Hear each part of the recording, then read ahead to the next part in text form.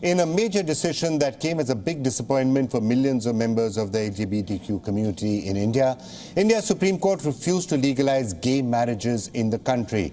The 5-judge bench of the Supreme Court on October the 17th said that the law does not recognize same-sex marriages, but it did stress that an individual's right to enter into a relationship cannot be restricted on the basis of sexual orientations.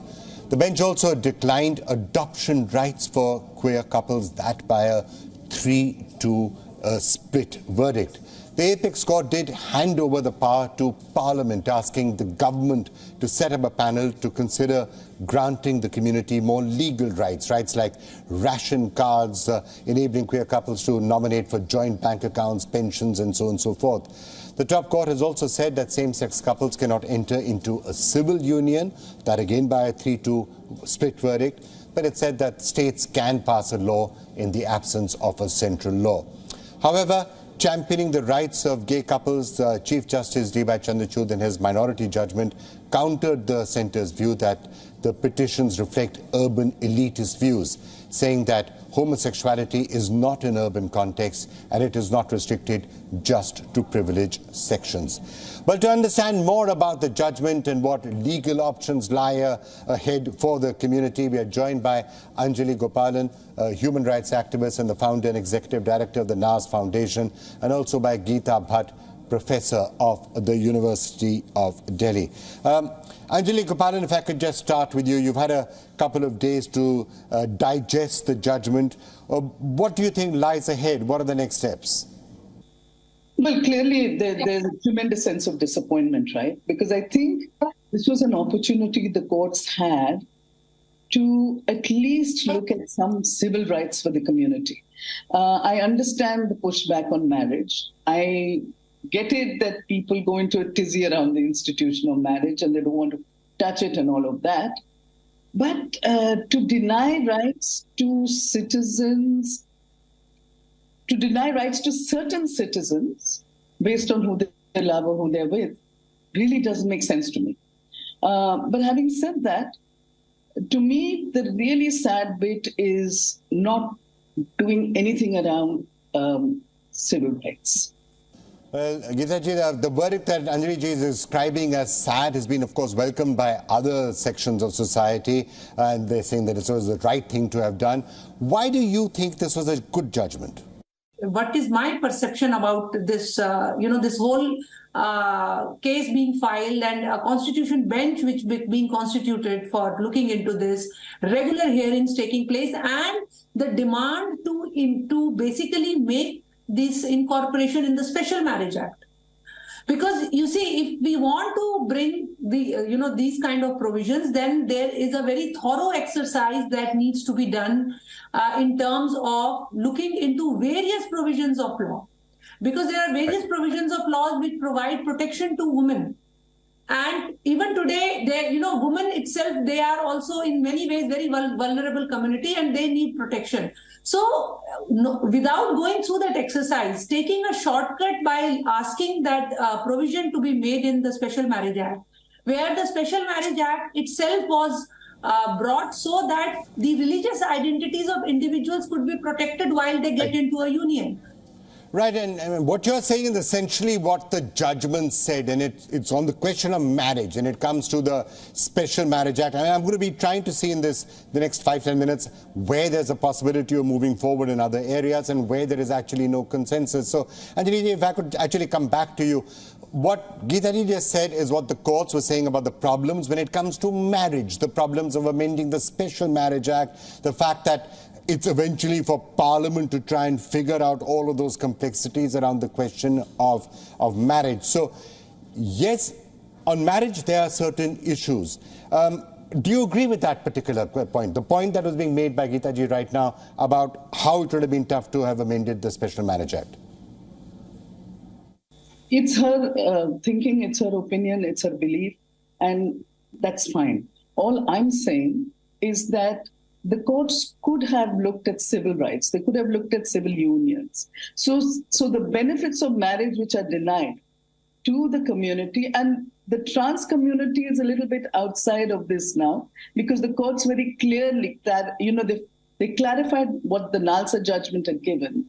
And it clearly said that as a trans person, today you can marry another trans person or a cisgender person. You can marry a heterosexual person, right? So I think it's a bit different for the trans community. But the rest of the community have been denied very basic rights. Now, Vikram, something as small as if your partner is sick and in hospital, the right to take care of them can also be denied to an individual. But it sounds to me, Geeta ji, if I can just read between the lines of what you're saying, is that if this government committee actually does come forward and give the sort of rights that Anjali ji was talking about, it's not that there would be a lot of objection to that. You also agree that certain rights and certain protections should be provided to people of a different sexual orientation. Yeah. Definitely. This kind of a provision where, for example, like Anjali ji said that, if one is hospitalized and, one have to, but there were various other arguments like, you can't open a bank account together. And that is, you see, there are various other laws which do make these kind of provision, like two people coming together and opening a bank account. There is no legal barring on it. Any two people can come together and open a bank account, right? Buy a property. You can write a will for anyone, of your choice. So these type of provisions are already there.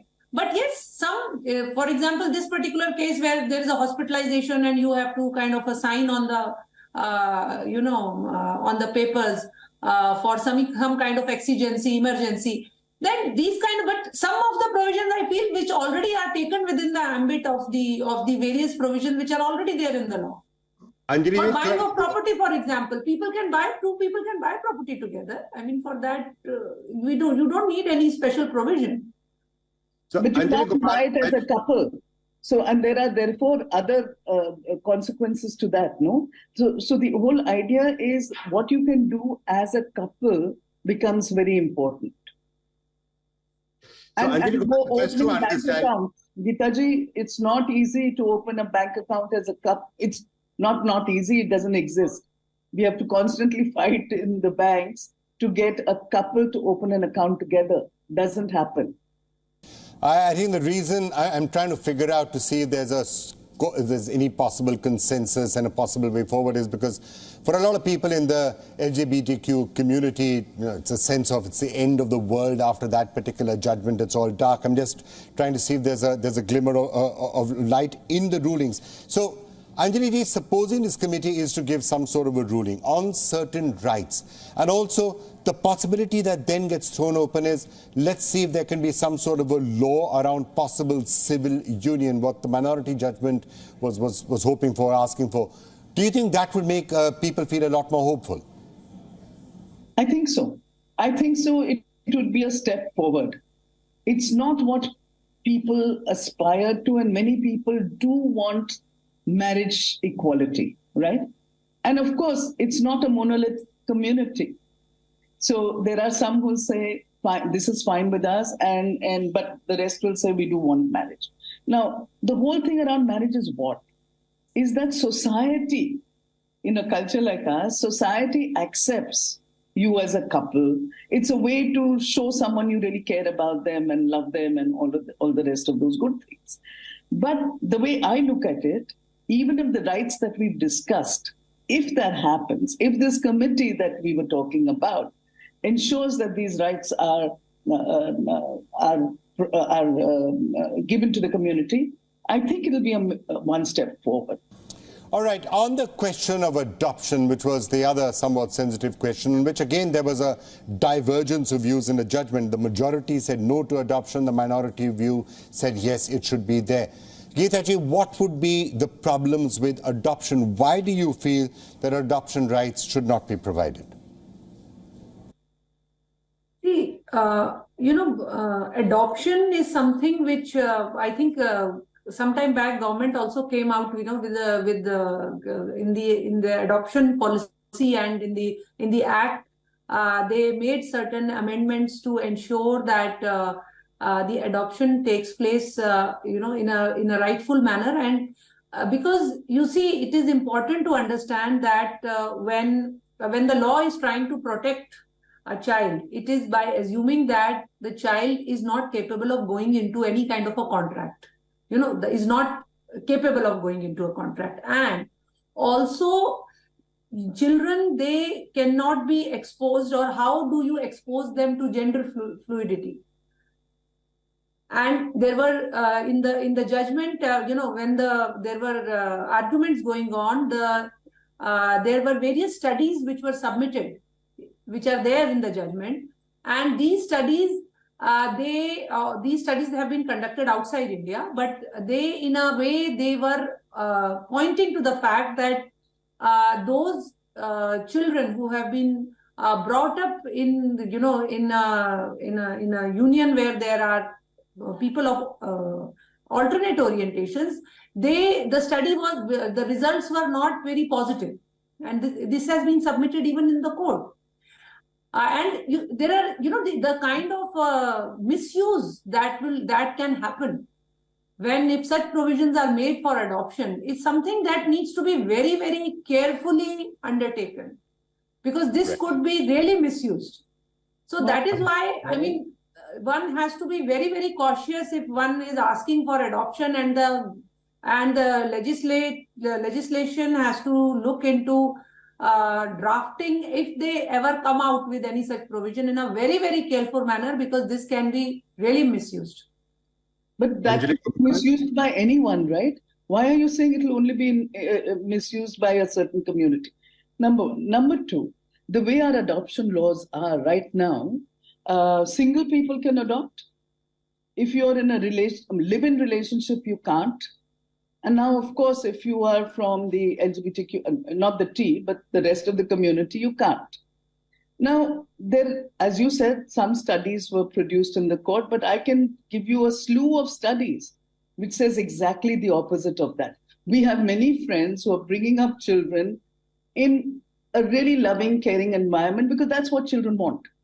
So to assume that just because you are of the same sex, you can't provide that kind of environment is wrong. Actually, if you sit in those family courts, if you've ever been to Delhi family court, it's one of the most bizarre things to go through. Here there are married couples, and what they put their children through is a big problem. So this whole assumption that we have, I think the response is a very visceral response, right? But if you think it through a bit logically, and I agree with you, of course, adoption laws should be well drafted and make sure that the protection of the child is key to it, right? But the assumption, I think, is problematic. And those laws are critical. They are important. I'm not saying no.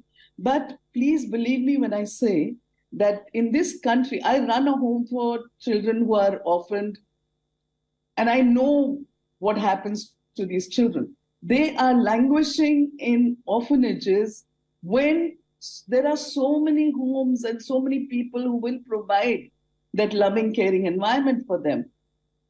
So why is it that, what is holding us back? What are we scared about? I agree with you. Make it stringent, make the laws strong. We must have strong laws. We must protect our children. But don't do what we're doing right now. All right, Anjali Gopalan and Geeta Bhatt, thank you so much for joining us.